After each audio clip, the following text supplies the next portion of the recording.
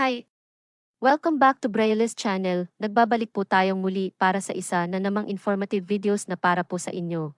This time ay ibabahagi po natin ang mga naglabas ng payout schedule para sa unang linggo ng March ng taong ito at good news na din dahil kasabay nito ang schedule ng isang lungsod sa National Capital Region para sa first quarter payout at ang mga tinatawag na entitled payout para sa buwan ng September to December ng nakaraang taon.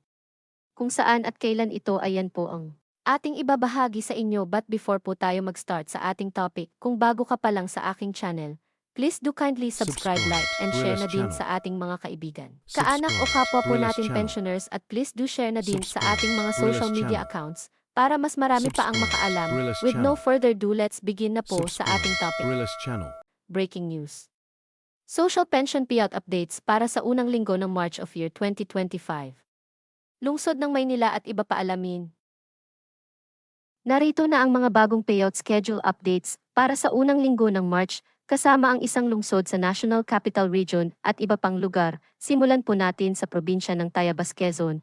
Ang lahat ng beneficiaries ay makakatanggap ng para sa first quarter ng taon amounting to 3,000 pesos. Nakaschedule na po ang inyong payout this March 5, kabilang dito ang Barangay Alsam Ibaba, Alsam Ilaya at Lawige.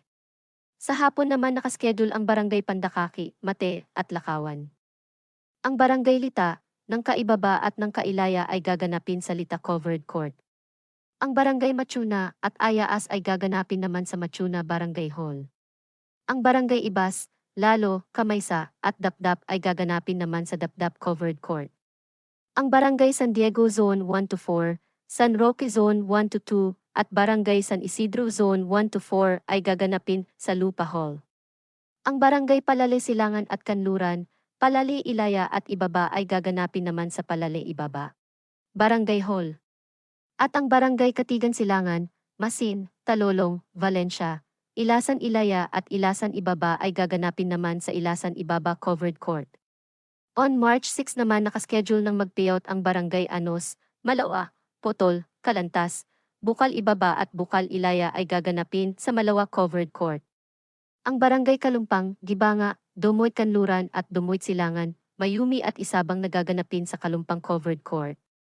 Ang Barangay Alitaw, Ipilan at Baguio naman ay gaganapin sa Ipilan Covered Court. Ang Barangay Alupay, Banlad, Katigan Kanluran, Opias, Tamlong, Puok ay gaganapin sa Opias Barangay Hall.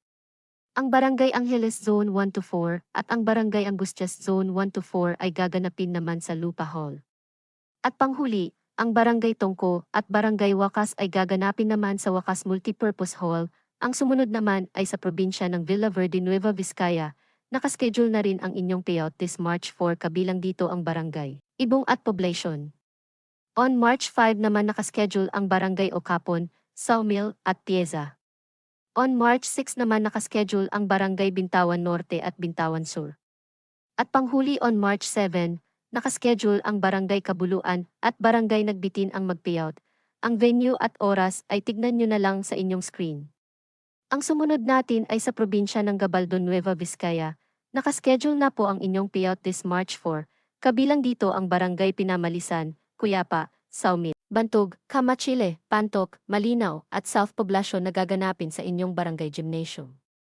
At sa March 5 naman, nakaschedule ng mag-payout ang Barangay Bugnan, Bagong Sikat, Tagumpay, Makasandal, Bagting, Kalabasa, Ligaya at North Poblacion na gaganapin sa oras at venue na makikita nyo sa inyong screen. Samantala, isa rin sa naglabas na ng kanilang payout schedule ay sa National Capital Region ulit at ito ay sa lungsod ng Maynila. Ang lahat ng beneficiaries ay makakatanggap ng para sa first quarter ng taong ito, at ang mga tinatawag na entitled beneficiaries ng para sa buwan ng September hanggang December ng nakaraang taon. Ang District 1 ay nakaschedule na on March 10 to 16. Ang lahat ng sakop ng District 2 naman ay nakaschedule na on March 10 to 16 din. Ang District 3 naman ay nakaschedule na on March 11 to 17. Ang District 4 naman ay nakaschedule on March 11 to 17 din. Ang District 5 ay nakaschedule din mag-payout on March 12 hanggang March 18, maging ang District 6 ay nakaschedule din ang payout on March 12 hanggang March 18. Abangan lang din po natin ang detalyadong payout schedule ng bawat barangay, kaya tutok lang po tayo sa mga upcoming payout. That's it. Sa ngayon ay ito pa lamang ang mga naglabas ng kanilang payout schedule as of this date. Manatili po kayong nakatutok sa aking channel para sa mga latest payout updates at iba pang impormasyon na para po sa inyo. Marami pong salamat and God bless everyone.